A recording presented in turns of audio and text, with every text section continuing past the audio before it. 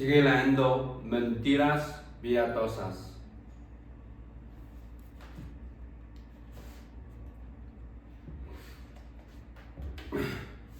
Segunda parte 17. Así que parece que lo ha superado y estará bien de todo en un día o dos. Meses se llevó la mano al pecho y noto el alivio en todo el cuerpo. Ahí Sandra, es la mejor noticia que me han dado hoy. Cuarto silencio mientras saludaba con la mano a Maurice, que acababa de llegar al vestíbulo de recepción y señaló el auricular indicándole que estaba hablando. Maurice asintió con la cabeza y se sentó en una silla de madera finamente labrada y Messi le tomó la conversación. ¿Ha dicho el médico algo sobre la causa de la indisposición? Ha dicho que es difícil decir con seguridad, dado que la obligué a vomitar casi todo lo que había comido. No sé si me explico. Y después le hice beber litros de agua. Pero dice que es raro que un bombón en mal estado tenga el mismo efecto que el veneno para ratas. Me se inspiró preparándose para seguir preguntando, pero Sandra se le adelantó y que no podría comprobarlo al no haber muerto, y aún así sería difícil. Tengo que irme, Sandra, pero quiero que tengas mucho cuidado. Mucho. Si alguien aparece con un paquete para mí, no lo aceptes.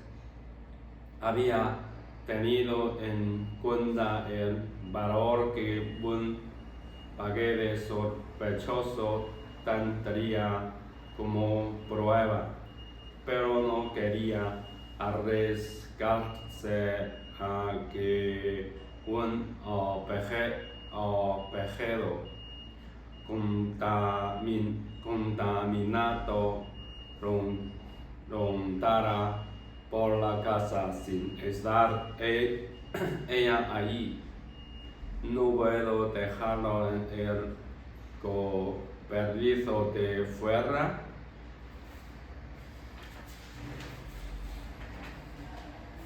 No haces nada. Y si ves a algún extraño por los alrededores de la casa, avisa a la policía de inmediato y pon arresto del servicio sobre aviso.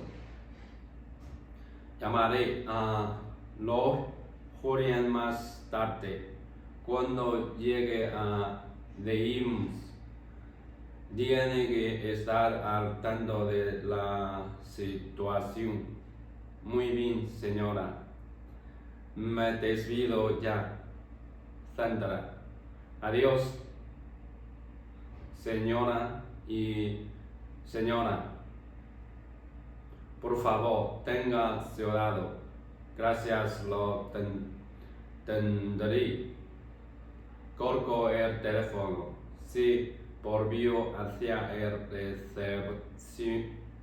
recepcionista con gafas y pagó la llamada.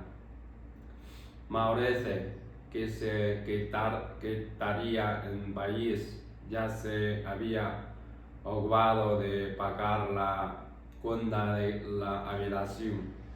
Cruzó el vestíbulo en dirección a él e indicó a un mozo con un gesto que la ayudara. Miró a su mentor y poniéndole una mano en el hombro, le dio un beso en cada mejilla. Hasta pronto, Mauricio. Hasta pronto. Cuídate, Messi, dijo él mirándola fijamente. Cuando salió del hotel y se subió al taxi, notó que seguía mirándola.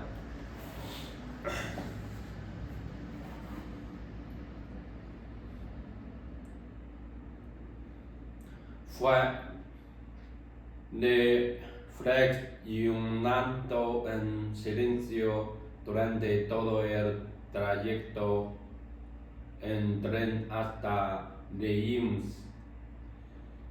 Repasó uno por uno los acontecimientos y las conexiones que habían tenido lugar en las últimas 2 semanas. Desde que había cerrado el caso de Darth London hasta su encuentro del día anterior con André y Eva. Analizó a cada persona y cada situación desde un punto de vista distinto, desafiándose mentalmente, igual que cuando observaba las vistas que iba encontrando. Estaba segura de que no había conexión física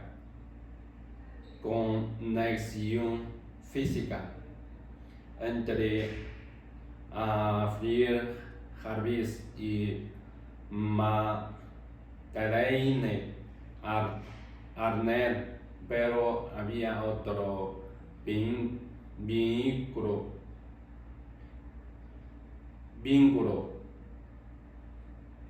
como si la presencia de una en su vida fuera un señor de la impotencia de la otra.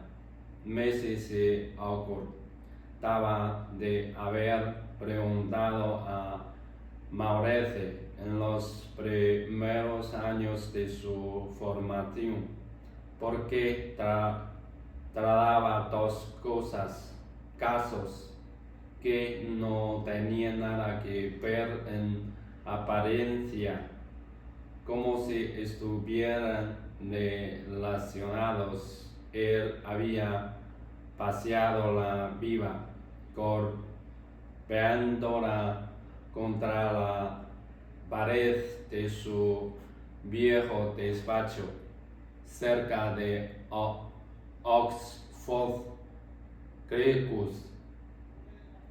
Circus, tras lo cual había inspeccionado el interior de la soleta y después le había respondido mientras cargaba la viva de nuevo. Es cuestión de suerte. Messi, sí, es verdad que en principio los casos no tienen nada que ver entre sí.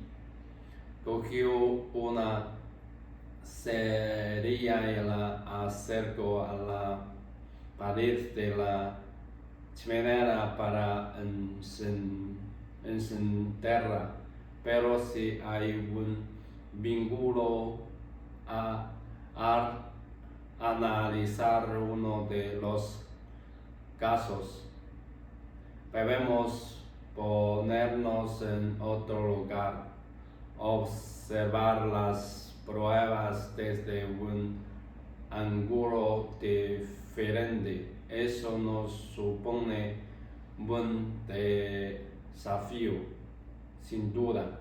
Al fin de al cabo, llegamos a este trabajo con una historia, un lenguaje, una manera de hacer las cosas única en cada uno, y es posible que darse atascados precisamente por eso.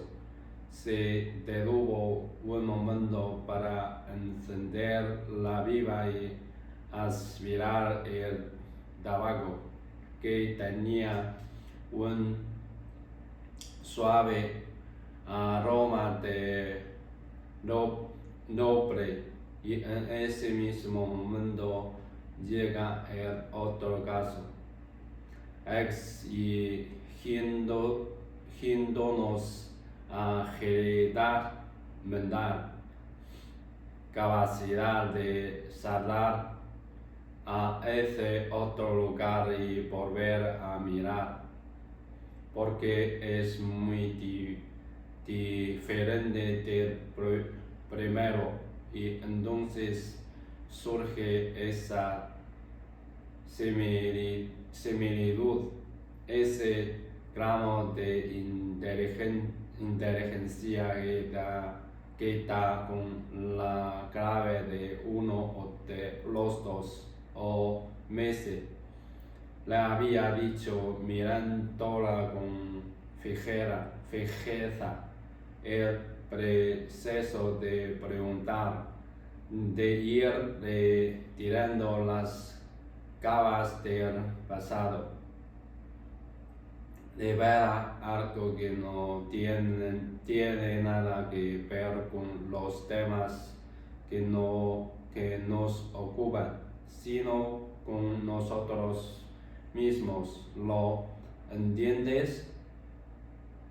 Ella había ascendido en la cabeza sin entender del todo el peso de aquellas palabras, porque aún era muy joven. Pero ahora, viendo pasar los campos acompañada por el ruido manchacón de las ruedas sobre las raíles, comprendía que era una lección que tenía que aprender una y otra vez, y el caso a actuar no era una excepción.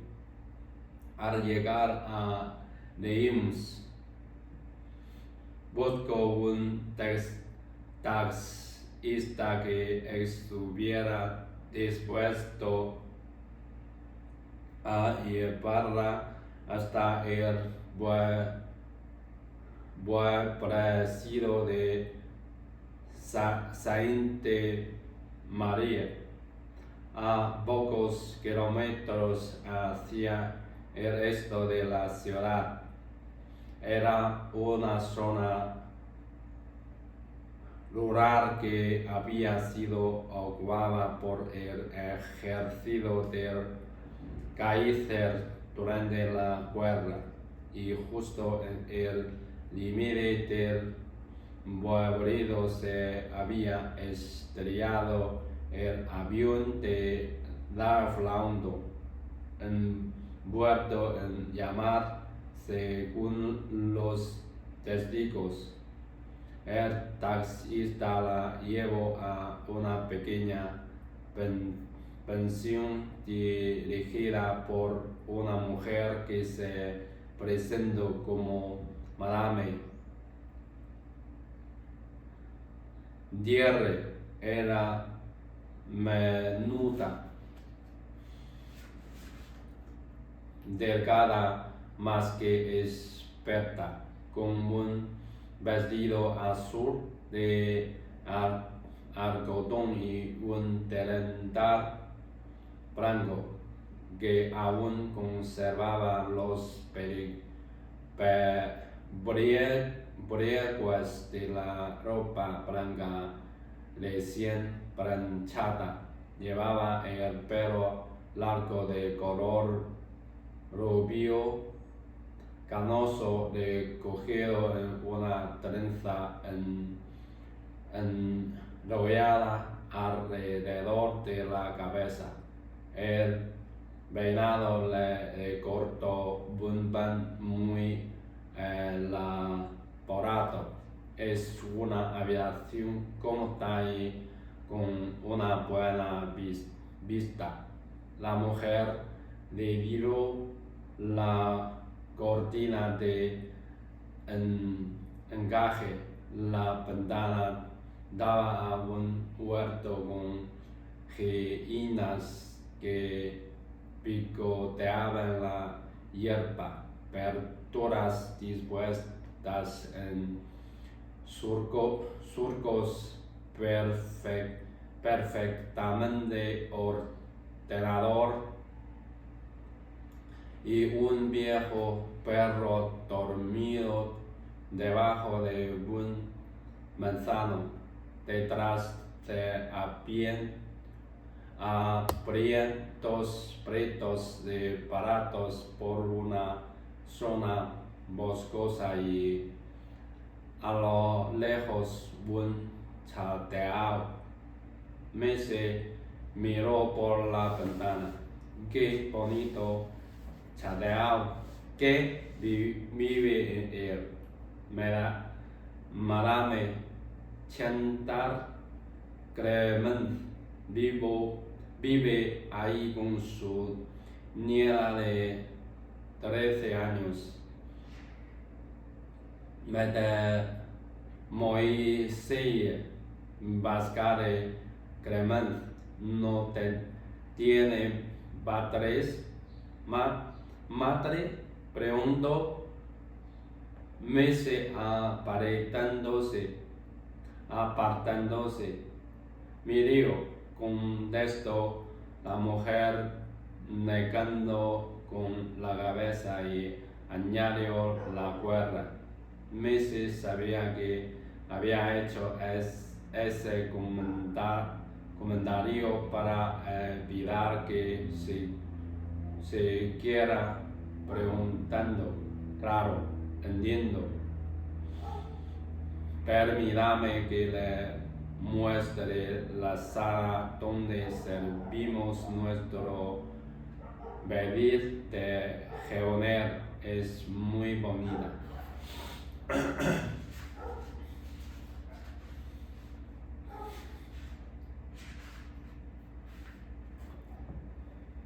Me se fue caminando hasta la comisaría de policía, un edificio de 2 habitaciones con un mostrador nada más entrar, tras el que se veían 2 mesas y una puerta que conducía a lo que supuso que serían 2 o 3 celdas. Hizo sonar el timbre del mostrador, pensando que apenas utilizarían aquellas cerdas como mucho para que alguien arteando tan valiente durmiera la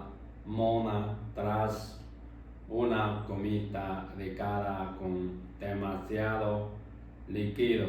Cuando el gendarme regresó a su puesto, llevaba una taza de café frente a la mano, por lo que Messi supuso que la cocina estaría situada en una de las celdas.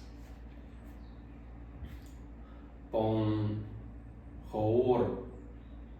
hizo una pausa para fijarse en las manos de Messi. Me temo y sigue. ¿Qué puedo hacer por usted? La miró con una amplia sonrisa que dejaba a la vista que le faltaban los dos incisivos delanteros. Dejó la taza sobre el mostrador y se inclinó hacia adelante. Soy el capitán de Vignes para servirla. Messi le dio un vaso. Gracias, capitán. Me envía el padre de un hombre, un piloto que derribaron cerca de Sainte-Marie durante la guerra y me preguntaba ¿qué época tan terrible, señorita? En Sainte-Marie preferimos olvidar. Ya, dijo ella, apoyando las manos en el mostrador, pero, señor, me preguntaba si podría usted ayudarme para que pueda yo a mi vez ayudar al padre de ese joven.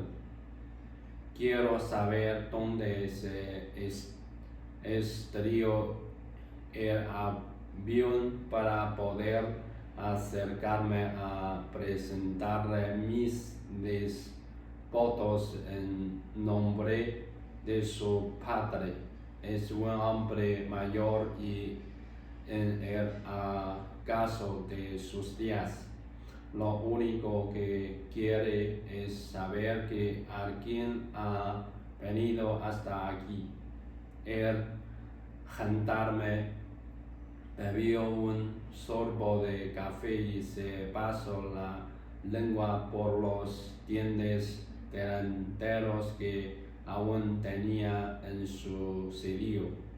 Se le habían quedado prendidas en el bigote unas gotas de café que se le dieron con el torso de la mano, tras lo cual sacó un pañuelo del bolsillo y se limpió la boca y las manos de nuevo. Messi esperaba pacientemente. Está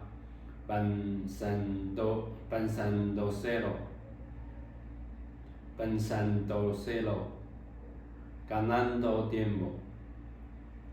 El hombre carraspeó y se encogió de hombros. Pasó hace mucho tiempo. Preferimos olvidar, pero todos nos acordamos, ¿verdad, señorita?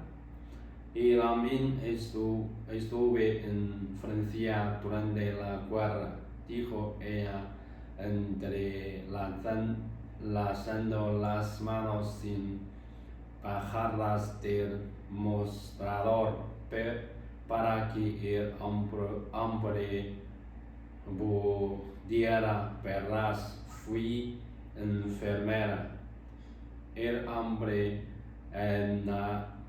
narcó las cejas y sonrió. Qué pariente y qué joven. Sí, giro y alcanzó el que vis que colgaba de un clavo en la pared. Venga conmigo, se lo enseñaré. Levando la parte móvil de mostrador para colocarse junto a ella y le miro los pies. Bien, trae usted unos sábados desistentes. Vamos a tener que andar. Abrió la puerta y dejó que saliera era primero mientras él giraba el cartel que ahora decía cerrado. Después la condujo por el suelo adoquinado hasta una verja, tras la cual partía un sendero que conducía hasta los campos de las afueras del pueblo. Caminaron 1,5 kilómetros por senderos junto a los campos recién cosechados. El capitán Vignes le contó algunas cosas sobre la historia del pueblo, evitando el tema de la guerra al principio, pero después, animado por su agradable compañía y su sonrisa pronta, empezó a contarle más cosas. Muchos residentes habían intentado irse ante la llegada de los ejércitos alemanes, pero llevarse ahí era aún más arriesgado, pues lo situaba en el camino hacia el frente británico, y al ser una comunidad pequeña en la que los ancianos estaban emparentados con casi todo el mundo y los jóvenes constituían la esperanza de futuro del pueblo. La mayoría de los habitantes se quedaron ahí, decididos a no dejar que el avance alemán las expulsara de su tierra. Al principio sintieron lástima por el ejército de ocupación formado a ojos de todos por jóvenes arrancados de las escuelas y las universidades para ir a luchar. Tras unas pocas semanas de adiestramiento militar, después los generales de Kaiser decretaron que la única forma de estar seguros entre la fracción de las zonas ocupadas era gobernar con mano de hierro, exigiendo obediencia y castigando a los disidentes. Fue un movimiento ridículo, dijo el capitán. Messi no contestó, consciente de que no necesitaba ningún estímulo para continuar. En cuando cayó el primero, continuó el hombre golpeándose la barba izquierda con el puño derecho. Comenzamos a librar nuestra propia guerra y estamos decididos a ganar. Messi estaba a punto de preguntar cuando Desmignes señaló el extremo más alejado de un terreno. Ahí fue donde cayó el avión. Todos recordamos aquel día. Bueno, todos los que estábamos aquí no olvidamos seguido el que Messi se lo llevó al pecho. Luego extendió los brazos abriendo las manos, como si el terreno fuera suyo. Ve cómo crece la hierba. Jamás lo hubiéramos pensado, jamás. Atravesaron el terreno y el capitán ayudó a Messi a saltar una verja. Al rato llegaron por fin al lugar. Fue justo aquí, en este punto exacto. Sí, señorita, en este punto. Y ese bosque estaba ahí, esos árboles a la orilla del río. Sí, señorita.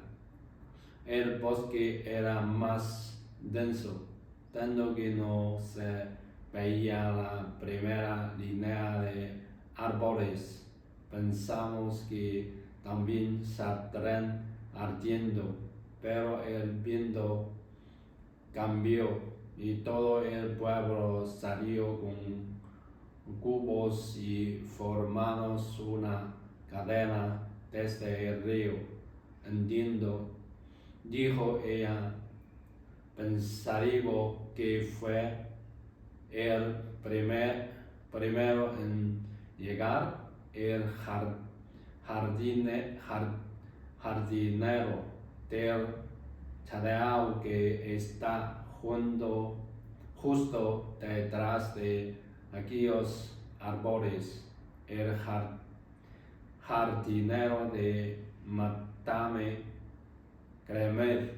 Sí, y que ocurrió después. Vino más gente del pueblo y los alemanes tuvieron que ver las llamas. No acudieron enseguida. El hombre se encogió de hombros. Creo que sufrieron un percance en el camino. Un carro de verdura percado. Señaló hacia un camino estrecho y volviendo al borde del campo. Y claro, había una cuerda que parar. Messi haciendo con la cabeza sospechado que al capitán se le daba muy bien condimentar la verdad con detalles de su cosecha y que el percance en el camino había sido un obstáculo creado por los aldeanos para impedir que se acercaran. Y el fuego, nadie puede parar el fuego, todo estaba ardiendo, así que salvamos el bosque y nuestros cultivos. Los alemanes llegaron cuando ya lo habíamos extinguido.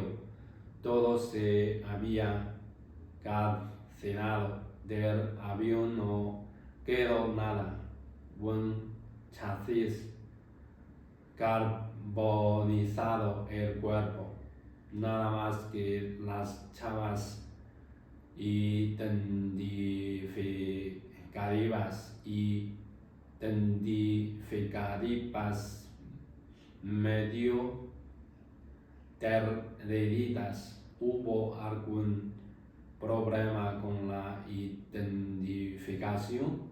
El capitán se encogió de hombros otra vez. El avión se identificó cuando se estrelló antes de que ardiera por completo, y creo que hubo información suficiente para enviar a las autoridades británicas. Messi lo miró con detenimiento. ¿Sirvió usted en la guerra, capitán? Desvíguese de C4 hizo un saludo marcial. En efecto, me hirieron en la primera batalla del Marne en 1914, como al jardinero de Madame Gramer, lisiado de guerra. Se dieron la vuelta para marcharse, y al hacerlo, Messi sintió la necesidad de mirar de nuevo la tierra en la que se había estrellado, de ambiente, la London y los leones del castillo que se alzaban por detrás de los árboles, y se preguntó cómo un lisiado de guerra podría haber sido el primero en salir corriendo a socorrer a un aviador británico que se estaba quemando vivo. El capitán Higgins la acompañó a la pensión. Se tocó el que visto a modo de despedida y desapareció. Al llegar a su habitación, Messi se quitó los zapatos y se tumbó en la cama. La decoración de la habitación era un poco ñoña para su gusto.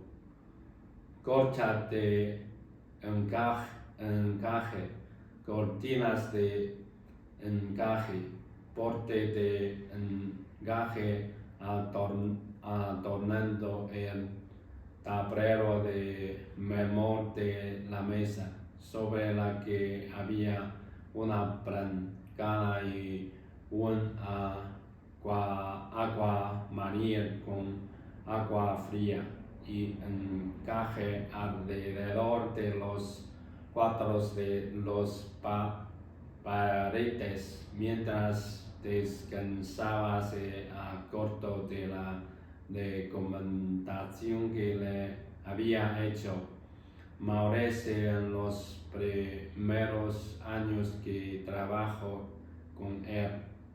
No saques nunca conclusiones precipitadas, aunque las vistas señalan en una dirección determinada.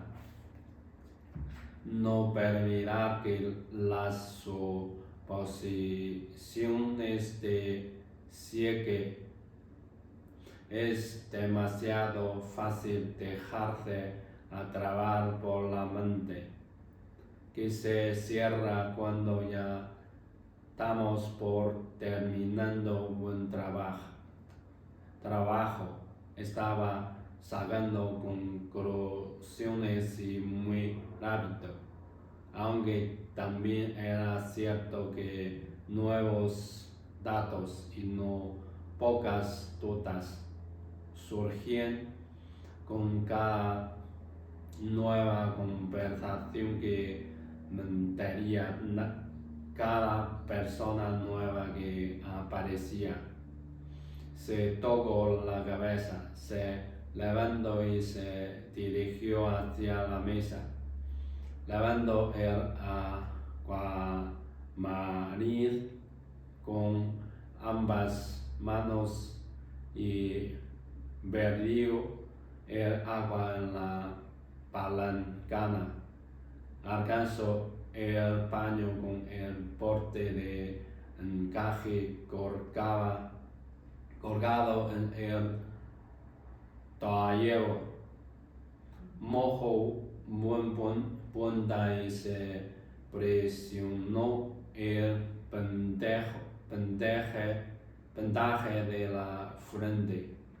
Una vez humedecido, lo retiró con cerrado y levantó también el cuadro de algodón, dejando a la vista una cicatriz moratada alrededor de la herida. Limpió bien la herida, la secó con la toalla y se sujetó el pelo con una horquilla para que le diera el aire. Al cerro sonrió al recordar los primeros días como enfermera en el hospital de Londres y a las enfermeras jefe que recorrían los pabellones ensalzando las virtudes del aire puro y ordenando a las otras enfermeras que abrieran las ventanas. Es que no sabe que ya nos ha dado bastante el aire puro. Ese martirio y frío aire ahí fuera, le decía un soldado al lado, cuando las enfermeras corrían a obedecer a su superior. Messi se sentó de nuevo en la cama con el maletín, sacó unas fichas de notas y se puso a escribir hasta el más mínimo detalle de lo que había ocurrido ese día, desde que se despertó hasta ese momento, a todo que tenía ganas de hacer frente a Maurice, ya que había deducido su relación con Peter, o eso creía, una chispa de toda la convicción de que no era el momento idóneo, posiblemente se enterase de más cosas. Escribió también los detalles de sus conversaciones en hebreo con Laura, con Botón y Estrado, y después describió el secretismo que había percibido entre las habitaciones de Zaine, María y su curiosidad en torno al jardinero del castillo. Hilos, algunos estaban unidos entre sí, otros conducían hacia direcciones nuevas. Se tumbó otra vez. El dragón estaba descansando, adormecido, mientras ella se centraba en el trabajo. Misei todos, la vez acuta de Mateme, diere yeco acompañada de dos corbes secos en la puerta. Misei Messi se levantó de buen salto y abrió la puerta. La mujer le tendió un sobre. Ha llegado hace una hora. Estaba en la mesa cuando he vuelto de coger la verdura en el huerto. Le apetece una sopa con queso. Sesión está muy buena, de seda de mi madre. Messi acerdo sobre y sonrió. Huelo las hierbas frescas desde aquí. Me encantaría una sopa así. La mujer se volvió hacia las escaleras. Messi cerró la puerta y echó la llave antes de meter el dedo por una esquina del sobre que no se había becado bien y descargo. Sacó una hoja de papel crema de buena calidad y leyó. Bienvenida, me hice todos. Sería un placer que nos acompañara a mi nieta Pascal y a mí para comer mañana al mediodía. Este es un pueblo pequeño y cuando llega un visitante, las noticias vuelan. Sobre todo en una época en la que esperar que la mayoría ya se haya marchado. Pascal está aprendiendo inglés y le encantaría para practicar con una mujer inglesa. Esperamos disfrutar de su compañía. Hasta mañana.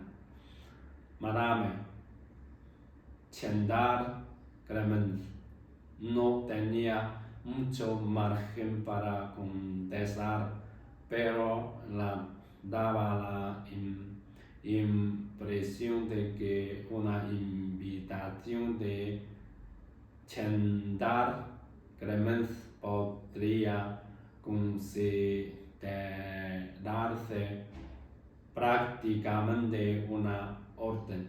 Era obvio que era la matriarca del pueblo. Messi se dio unos golpecitos en la mano izquierda con la carta doblada mientras se acercaba a la ventana. Miró hacia las luces del chateau como bonditos apenas distinguibles que la oscuridad absoluta entre el borde del huerto y los campos que se extendía más allá. Se percató de un breve movimiento por el desvío del ojo y se volvió para mirar hacia la izquierda del huerto. Era la silueta de un hombre lo que se veía junto al manzano. Messi se apartó para que no sea vista, pero mantuvo una distancia que le permitiera tener una visión más amplia a quien la estaba observando. ¿Quién sería? Echó otro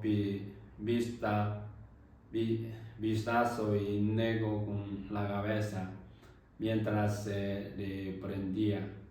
Una luz se extendió por todo el huerto cuando Madame Dierre abrió la puerta trasera de la casa y llamó al perro. Felipe, atentum. Messi oyó el gruñido del animal, que se levantó y se dirigió hacia su dueña con toda la tranquilidad del mundo. Habrí visto al perro y creído que era un hombre. Entrecerró los ojos intentando apreciar algo y luego se echó de nuevo hacia atrás bajo la persona detrás de la cortina de encaje y se acercó al espejo. Se humedeció la cara con agua de nuevo y se secó con la toalla. Mate Moisés todos es la hora. Messi abrió la puerta y bajo Madame Dierre y un momento se dio pausa para ir.